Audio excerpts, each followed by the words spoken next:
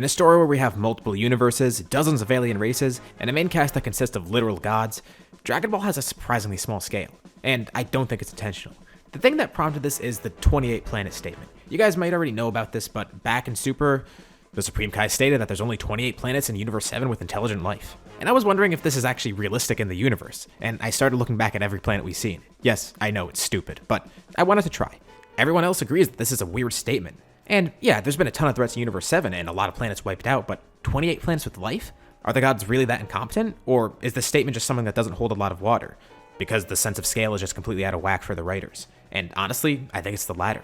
I'll discuss that more later, but for now, I'm going to look at the bigger picture. It got me thinking because in general, Dragon Ball Super doesn't really have a good sense of scale. What does this mean though? Where is it seen and why is it an issue? And more importantly, how do you fix this? So there's a couple different categories that I want to cover for this. First, let's actually discuss what I mean. For a sense of scale, it basically means that people don't realize how big a universe actually is. Not only is the universe pretty large in size, but the internet's pretty big too, which could leave you immune. And that's where today's sponsor Surfshark comes in.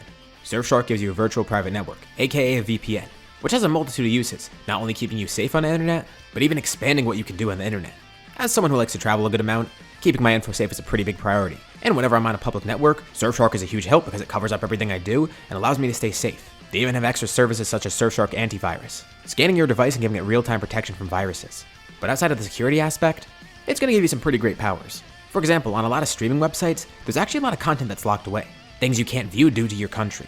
I'm sure a lot of you guys watch anime and this is the case here too. But with Surfshark, if you find out that something's available in another location, simply just change your location. And any content that's blocked due to your location is now available to you. The best part is you can get it right now at a discount. Using the code SALAD or my link in the description, you'll be able to get 83% off plus an extra 3 months for free. And in case you're not convinced yet, there is no risk trying Surfshark. They offer a 30-day money-back guarantee. Just use that code SALAD or that link below. Thanks again to Surfshark for sponsoring this video.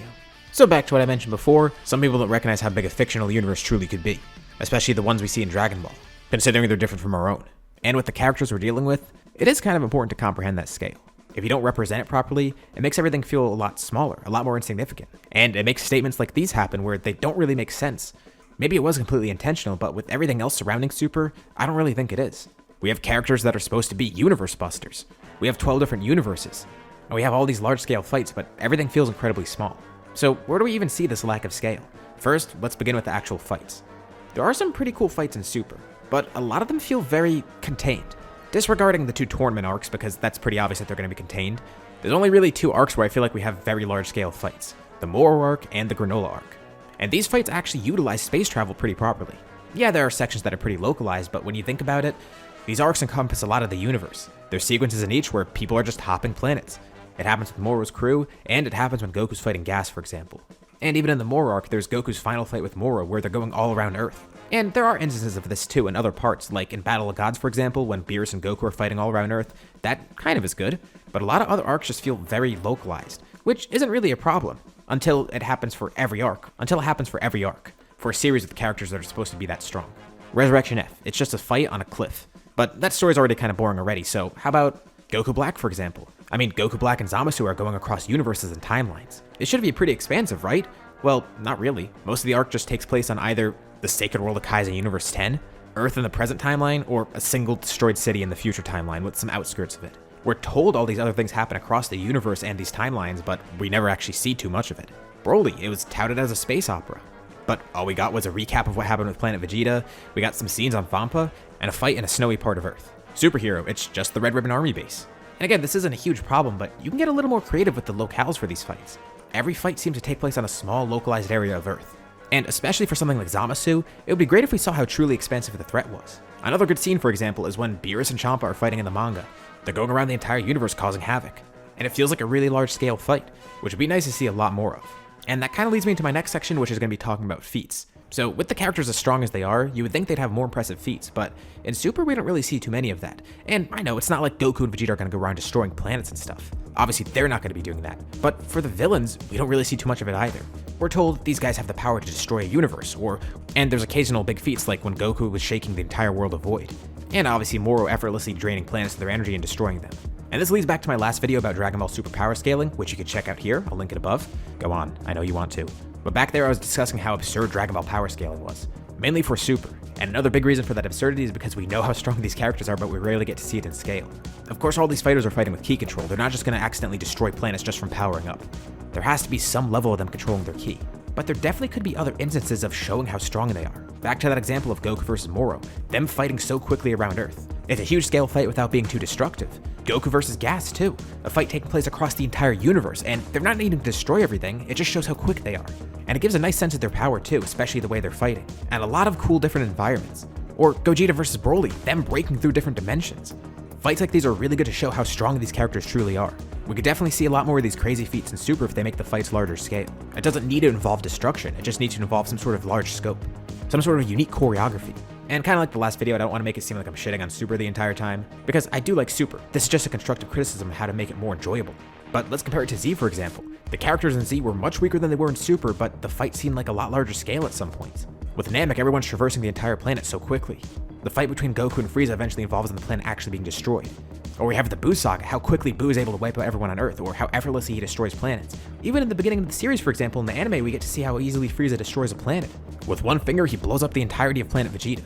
And while it's not constant, we still have a sense of scale there. Fights take place over large areas and many different environments. There's a huge sense of speed. Attacks from different characters feel powerful. It makes the universe actually feel pretty large, as it should. Which is a nice segue to the next section. World building is another way to actually make the universe seem a lot bigger and give it more scale. More alien races, more planets, more different locations. It feels like we rarely leave Earth, despite being introduced to a brand new multiverse. If we look back in the anime, a majority of each arc took place on Earth, except for the 2 tournaments, which are just random tournament grounds. We have rare sections where we're in other places. And back to things I like about the Moro and Granola arcs, while those do give us a big sense of scale, even for Moro, most of the arc takes place in familiar places. Namek and Earth. Although to its credit, we do get a lot of scenes outside of that though, but most of the arc is on those places. And for the Granola arc, we do have Planet Cereal, but the environment isn't really too different. It's just the environment's not unique like Namek, it's just like a different colored Earth essentially. But at least we're getting a different planet. Although it's still weird that after all this time, most arcs and threats have been completely localized in Universe 7. And this is why I think the writers aren't really doing a good job encompassing the scale of everything. Because let's go back to the main reason I made this video in the first place, the whole 28 planets thing. I know, me making an entire video of this is pretty insane. It's one relatively insignificant line. But again, it kind of is a great example to show how the writers don't really comprehend the huge scale that they introduced. And sorry to my editor Josh, but now I'm going to list every single planet that we know of that should have intelligent life. Earth, New Namek, Yardrat, Cereal, Zune, Tek, the dark planet that Yakon's from, Saute and Potafu. You can tell I'm about to cover planets that people don't care about because I'm probably going to pronounce some of them wrong. Jung, Wagashi, Lit, Frieza Planet 448, which was a planet Resurrection F that tried to revolt against Frieza. There's at least 5 different unnamed inhabited planets from the Moro arc. There's an unnamed planet at the end of Broly that Frieza attacked, although to be fair, the population might be gone now. Those are the ones that we know exist in canon, first of all, and those are just the ones that came to mind. There might be others that I missed. Also, I'm going to look even more insane because I'm about to dissect Frieza Planet 448, a completely insignificant planet that we just hear from a single piece of dialogue. So, Frieza Planet 448 actually has a population on there. We haven't seen it, we don't know what it's like, but we know there's a population there that revolted against Frieza. And this shows us that some Frieza planets probably do have life on there. And the number implies that there's at least 448 different Frieza planets. Of course, there are some like planets 18 and 79 that are just used as a base of operations, so they might not all have a unique civilization, but there's 448 of them. At least some of them have to have that. I know I'm going off on a weird tangent about planets, but let's go even further into this. So Frieza has an insane amount of planets. And we know it's pretty lucrative to be a planet broker. I mean, the Heaters do it too. So if there's only 28 planets with life, how is that going to be lucrative? Are they just going to be buying dead planets? No, that doesn't really make sense. They need some sort of planet that's valuable, which means it probably has to have life on it too. And it's not just the Frieza Force, there's also the Galactic Patrol. We see a bunch of different alien races there. And even though we see a bunch of alien races, that doesn't mean there's a unique planet for each of them, but there's gotta be for some of them. And the fact that there's a Galactic Patrol, and that they're seemingly pretty widespread, there's probably even more planets that we know about out there. So for the planets I named, that's at least 19 that we know of. And likely there are way more, which means there's more than 28. So why'd I spend all that time dissecting one little line? Have I truly gone insane? Well, maybe. But I think it's a perfect example of how the writers don't understand the scope of everything, or at least aren't utilizing it to its fullest. It ties into all the other points I made before, and obviously it's the main reason I made this video. One little line from a character that barely does anything anymore, it perfectly encompasses a big problem with Dragon Ball's world building. Although I think it's pretty clear too how to fix this. We need more variety in the arcs. We still have a multiverse that's completely unexplored, outside of the Tournament of Power where we just had some fodder fighters. And while I'm sure everyone would love to go into those universes, the scale of the story could even seem big in this universe alone. And honestly, they're having trouble making Universe 7 look big as is, and giving the fights a wide scale, so the same problem would probably apply if we had some sort of multiverse arc. And that brings me back to what I said before, Z even did a good job at this. And I think it goes without saying, Dragon Ball GT actually did really well with this. I mean, it's even in the name, Grand Tour. We got to see a bunch of different planets, a bunch of different alien races, a lot of huge world building.